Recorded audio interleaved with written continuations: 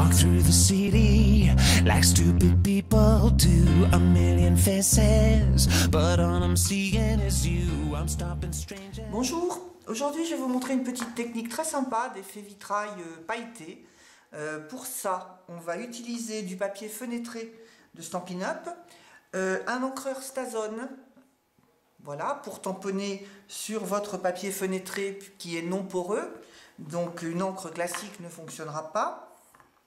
Donc moi j'ai préparé déjà mon tampon pour gagner un petit peu de temps, voilà. Ensuite on utilisera du Crystal Effect, voilà, des encres liquides et puis des Stampin' Glitter diamant resplendissant, voilà. Je vais préparer mes petits mélanges en premier. Donc, je vais prendre 3 petits carrés de plastique sur lesquels je vais commencer par la tige. Donc là, pour la tige, il vous faut vraiment une toute petite quantité. Bon, l'intérêt d'utiliser également ces petits morceaux de plastique de bureau, c'est que après, si vous faites assez vite, vous pouvez facilement les nettoyer et vous les réutiliser une prochaine fois. Donc je dépose une goutte d'encre verte. Donc là, je vais en avoir suffisamment pour faire, je remets un petit peu de Crystal Effect parce que c'est vrai que j'ai également les feuilles à colorer. Ensuite, un petit cure-dent. Je fais mon petit mélange. Voilà. Je prends mon aqua painter et je commence à colorer ma fleur. Donc il faut surtout pas essayer de faire dans les détails, parce qu'en fait il faut pratiquer par grosses touches. Il faut avoir une couche de produit suffisamment épaisse pour qu'elle ne sèche pas trop vite, parce que si elle sèche trop vite, vous ne pourrez pas coller les paillettes.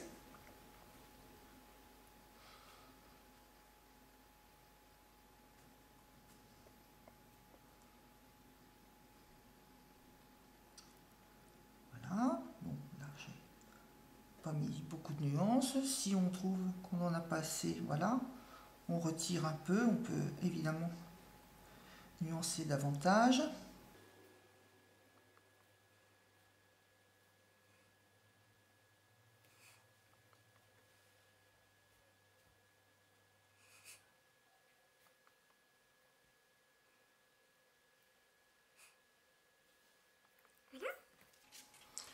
Et cette phase étant terminée, je vais prendre mes diamants resplendissants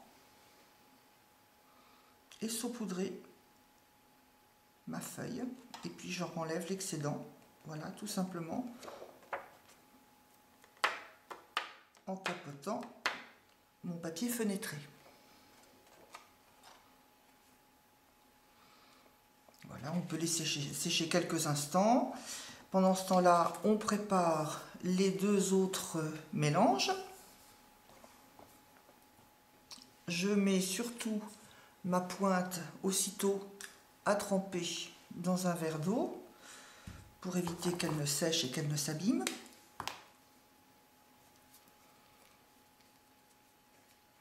Voilà.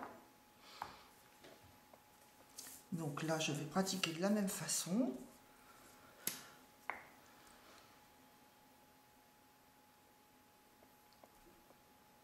On peut mettre les deux teintes, la plus foncée et la plus claire, on peut les mettre sur le même morceau de plastique.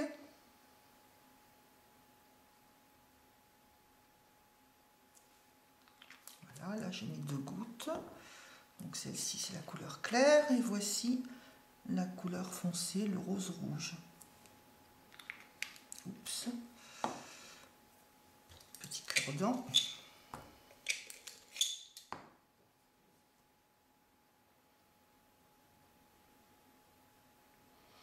Voilà, Voilà, l'avantage de ces petits morceaux de plastique de bureau, c'est qu'on voit très bien hein, l'intensité de la couleur que l'on utilise et du mélange que l'on prépare.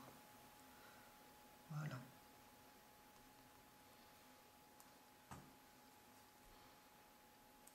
Donc je vais commencer par le centre de la fleur.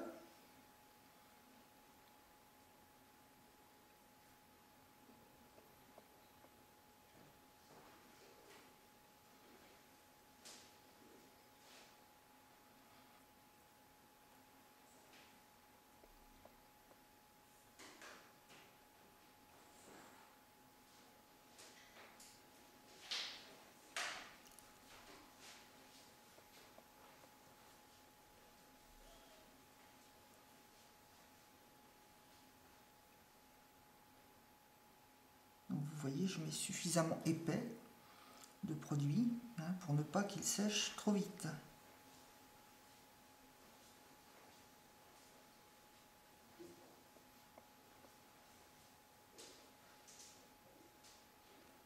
Je vais remettre un petit peu quand même de... Ah, je peux reprendre une petite goutte là-dedans, voilà. Un petit peu de cristal. Là, vous pouvez adapter votre mélange hein, pendant votre travail, voilà.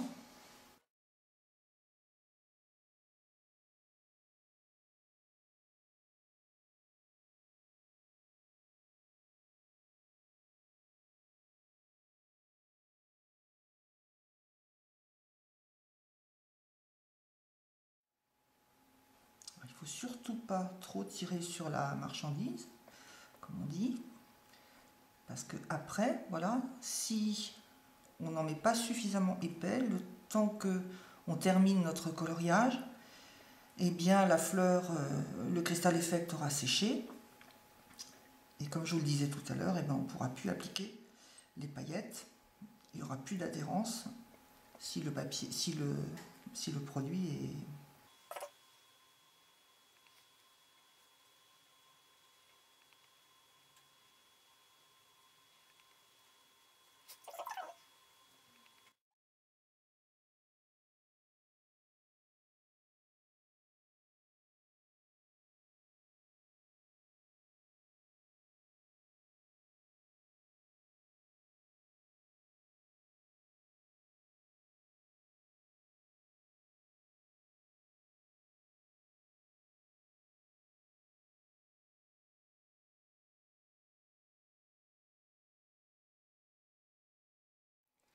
Voilà, donc maintenant ma fleur est suffisamment sèche pour que je puisse procéder au découpage. Voilà, donc le papier fenêtré, vous verrez, se découpe très très bien.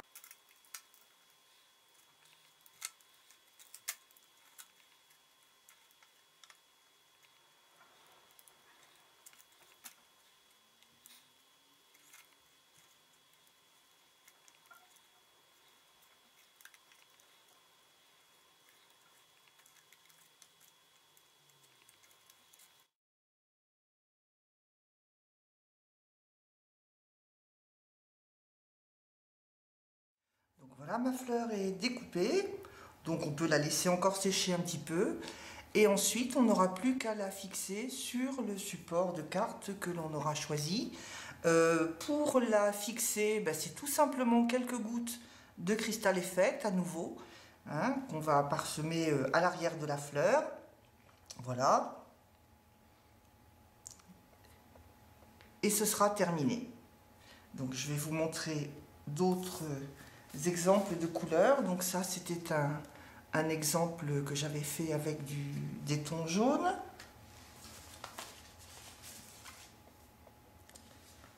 Voilà, ça c'est les mêmes couleurs, ce sont les mêmes couleurs que je viens d'utiliser.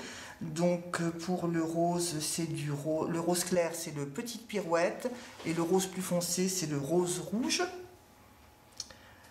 La tige, c'était vert olive. Et voilà un dernier exemple. Alors, dans cet exemple-là, en fait, j'ai simplement mis de la couleur avec le Crystal Effect pour les tiges des arômes et les épis jaunes. Et par contre, pour les fleurs elles-mêmes, j'ai juste saupoudré le Crystal Effect sans aucun mélange avec de l'encre. Et voilà le résultat, je trouve très joli également. Voilà, c'est tout pour aujourd'hui. Je vous remercie et je vous dis à bientôt pour de nouvelles techniques ou de nouvelles petites réalisations. À bientôt. You're the only one I wanna talk about.